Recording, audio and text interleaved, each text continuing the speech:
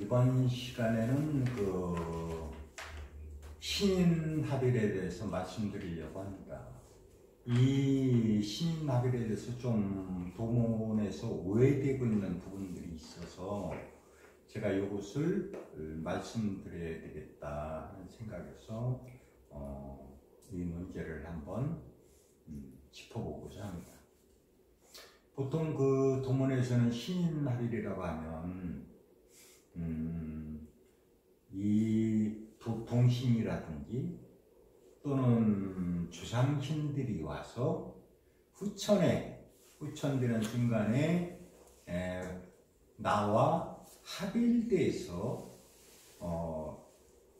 살아간다 하는, 그래서 모든 지혜가 일리고 한다 이런 관점에서 보통 이 신인합일을 받아들이고 있는 것 같아요. 근데 제가 감히 말씀드리지만은 이 신인합일이라는 의미는 옛사람들이 그런 의미로서 신인합일을 얘기했던 게 아니에요.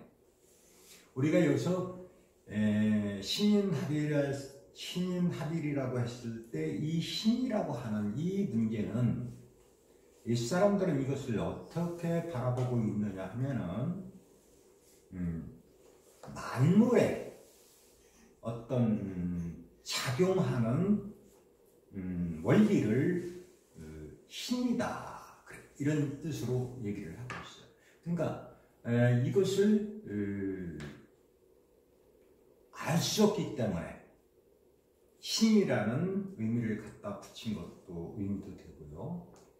또 이 생명력이 움직일 수 있는 원동력이라고 하는 것은 어떤 양적인 요소를 표현하고 있기 때문에 그래서 신이다 그런 얘기를 하고 있어요. 또 그래서 이것을 다른 말로 이 사람들은 어떻게 표현을 하고 있냐면 천인합일이다 이런 얘기들을 하기도 해요.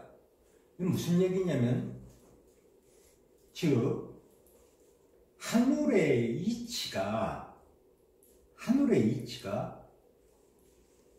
인간과 더불어서 지혜가 열리고 하나가 돼서 이것이 완벽하게 후천에 가서 이것이 발현되는 시점을 우리가 천인합일 또는 신인합일이다 이렇게 표현을 하는 거예요. 그런데 이것을 잘못 해석해서 지금 많은 도문에 있는 사람들이 엉뚱한 생각을 하고 있다는 거죠. 제가 하나의 예를 들겠습니다만, 지금 무당 되시는 무업을 하시는 분들이 계시는데, 이 무업을 하시는 분들이 무당이 되기 위해서 굉장히 무당을 신내림을 받기 전에 굉장히 많은 고통을 겪어요. 그 고통을 겪는다는 의미는 무슨 얘기를 하고 있느냐면은 들어오는 이 귀신하고 신명하고 합일점을 찾아야 되는데 이게 모든 주파수와 에너지 자체가 맞지 않을 때는 굉장히 혼란을 겪는다고 하는 거죠. 그러다 보니까 많은 고통을 통해서 연단시키고 그에 맞는 몸을 만들기 위해서 온갖 고통을 겪지 않으면 안 된다고 하는 거예요. 그래도 역시 또한 무당들은 그렇다고 해서 그게 합일이 됐느냐 하면은 합일이 된 것은 아니에요. 그건 역시 잠깐 풀어서 무당 되시는 몸을 빌어서 잠깐 풀어서 얘기하고 있는 것 뿐이지 완전한 합일체를 형성할 수 있는 게 아니에요. 근데 지금 동문회에 많은 사람들이 신이 나게 되면 그렇게 해서 스스로가 다 그렇다면 무당이 돼야 된다고 하는 얘기인지는 알 수 없으나 이게 바로 자신을 버리고 남이 들어와서 내 집에 산다. 그러면 이게 어떤 문제가 생기냐면 정신분열증이 일어나요. 정신분열증이. 왜? 내 본신의 영체와 들어오는 사람의 인격 신으로서의 영체가 같이 존재하기 되기 때문에 인간이 이중성을 발휘하게 되고 잘못하게 되면 정신분열이 일어나서 결국은 인간다운 삶을 영위할 수 없다고 하는 거예요. 그런데도 많은 사람들이 그것을 얘기하고 있어요. 이게 얼마나 잘못된 사고방식 속에서 신인합의를 알고 있는지 모르겠지만 윗사람들이 얘기했던 이 신인합의라고 하는 이 의미는 모든 지혜가 열리고 이 천도와 지도와 인도가 함께 함으로 해서 내가 지혜가 밝아지고 영성이 뛰어나게 됨으로써 후천에 가서 내가 올바른 사람이 되고 내가 직분을 벗어나지 않는 분수를 벗어나지 않는 완벽한 인간이 된다고 하는 것인데 이것을 잘못 해석해서 그릇된 사고방식 속에서 엉뚱한 생각을 하고 있다는 거예요. 바로 이것처럼 우리가 윗사람들이 얘기했듯이 이 신이라는 관점을 잘 이해를 해야 돼요. 그러니까 신이라고 이렇게 표현했을 때 밝은 측면, 양성적인 음양의 관점에서 보면 양적인 측면, 밝은 측면에서 이것을 신인합일이라 이런 얘기를 했던 거지 딴 뜻이 없다는 거예요. 그래서 이런 점에 있어서 한번 여러분들도 한번 잘 생각해 보시는 것이 올바른 도리다 저는 생각을 합니다. 합일이 되면 내가 본인이 어떤 신을 부릴 수 있다 이런 관점들을 얘기하는 경우를 봤어요. 근데 이게 어떻게 생각을 해보자고요. 신도 인격체고 나도 인격체인데 과연 내가 신을 부릴 수 있을까요? 신이 부림을 당하고 싶을까요? 각자 인생들을 한번 생각해요. 내가 타자의 지배를 받는다고 하면 굉장히 웃기는 일이에요. 각자 신도 하나의 또 다른 인간일 뿐이고 사람도 인간인데 결국은 각자가 개개인의 영성을 가지고 있고 하나의 인격체로서 살아가고 있는데 내가 신을 부릴 마음대로 부릴 수 있다? 우리가 가정을 해보자고요. 여기 A라는 사람과 B라는 사람이 있는데 A라는 사람이 과연 B라는 사람을 마음대로 좌지우지할 수 있겠는가? 이건 말이 안 되는 소리예요. 누가 누구를 부릴 수 있다고 하는 것은 우리가 인간 사이에서도 보면은 서로 합의가 되고 이해가 되고 했을 때 그를 따라주고 할 수는 있으되 누가 마음대로 누구를 부릴 수 있는 게 아니에요. 그건 신계나 인간계나 다 똑같은 거예요. 작용하는 원리는. 그런데다가 또 내 몸에 들어와서 신이 거한다? 인간은 제가 말씀드리지만은 이 후천이 되는 이 순간에 이 신인합일이라고 하는 이 의미는 정확한 의미는 우리가 인간이 이 삼생을 나오게 되는데요. 삼생을 나오게 되는데 이 내 안에 들어있는 영체는 한 명으로 이렇게 있어요. 내 영과 이렇게 함께 하고 있기 때문에. 그런데 일생을 통해서 우리가 보고 듣고 한 정보와 지식 이런 것들이 내 안에 내재되어 있다고 하는 거예요. 또 그러면서 이 생을 나와서도 인간의 삶을 살면서 듣고 보고 배운 모든 지식과 정보와 이런 것들이 내 안에 또다시 축적되어 있어요.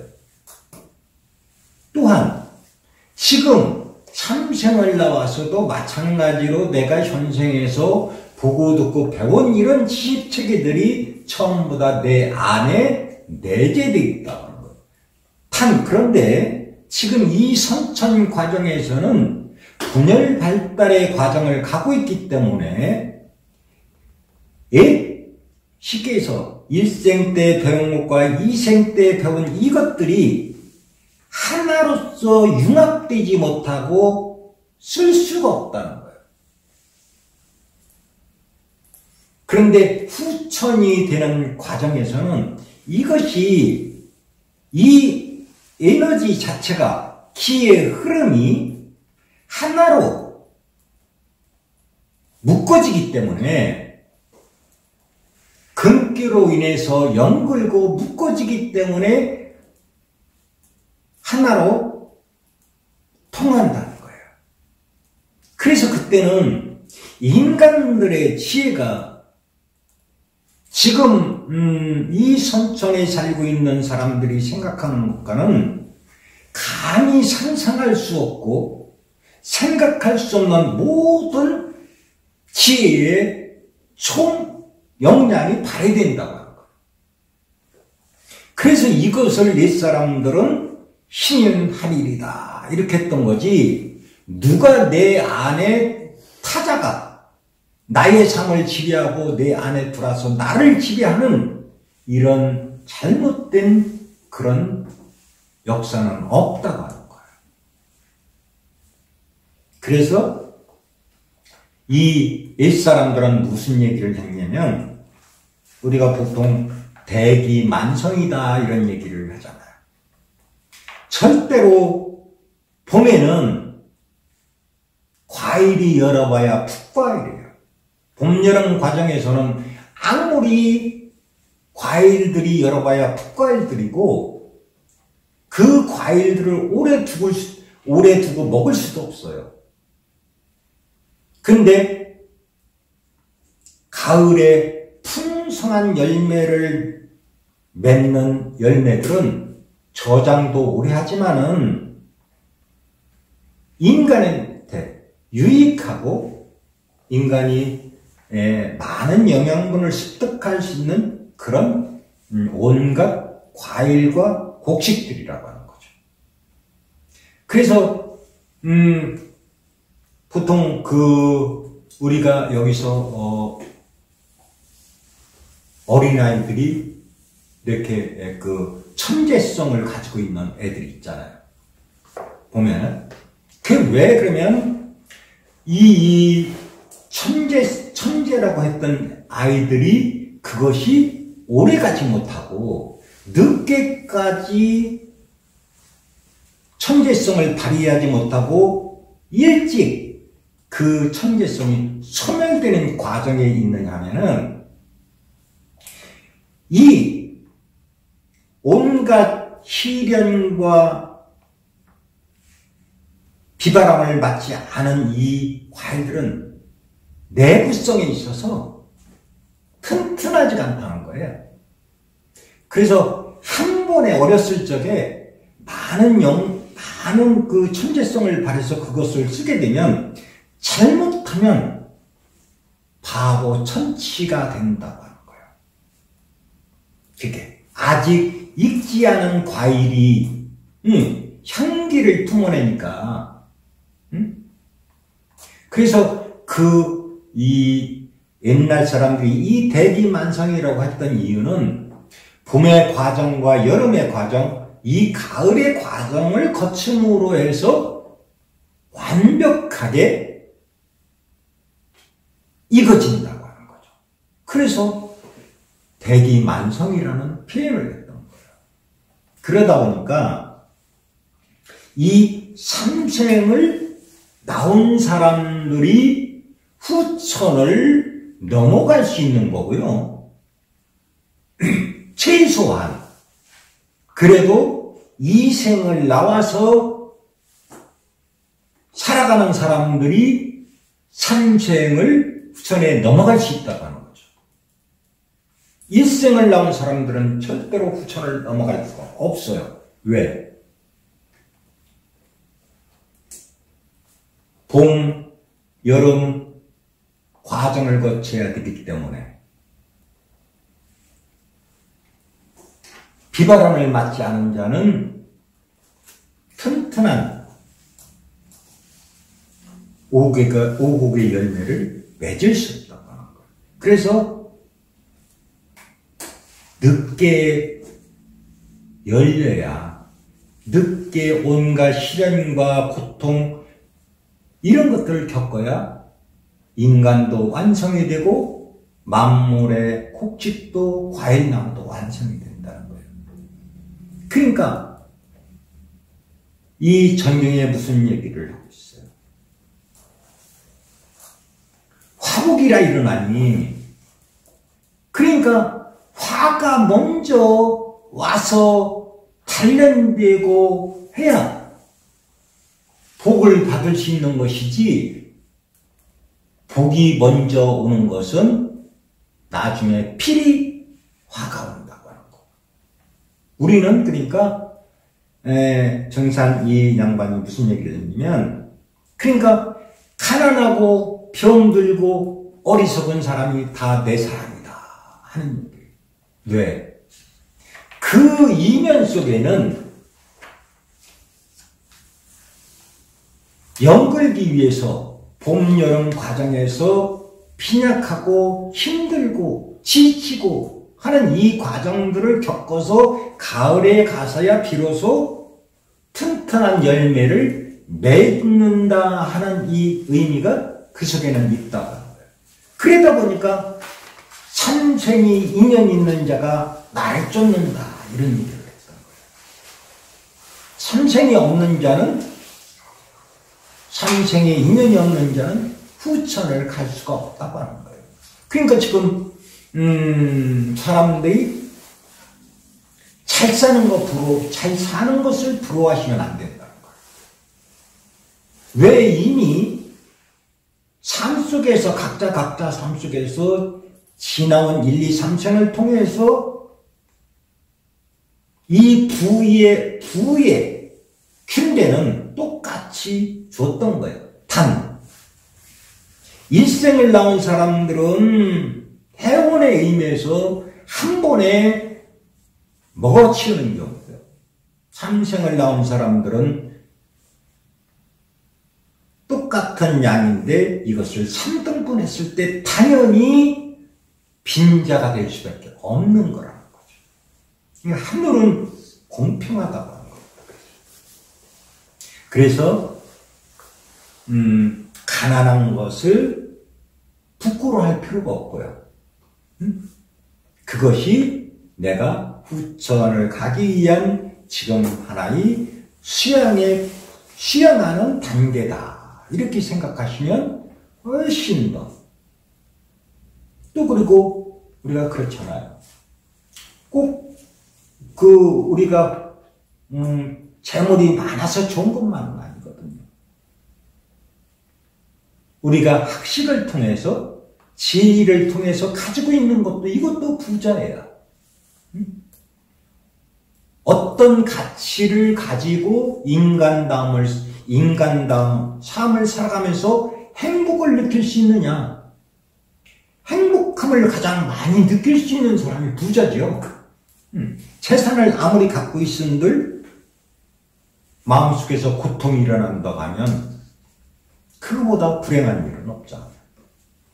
그렇듯이 이 신인합일이라고 하는 이 의미 속에는 밝은 나의 본성이 밝은 지혜를 받아들이고 삼생으로 나와서 하나가 되고 하는 이런 과정들의 모든 과정들, 그래서 천도와 지도와 인도가 하나가 돼서 대광명에 이르고 대지혜에 이르는 과정을 신인합일이다, 이렇게 얘기를 할 수 있다는 거예요.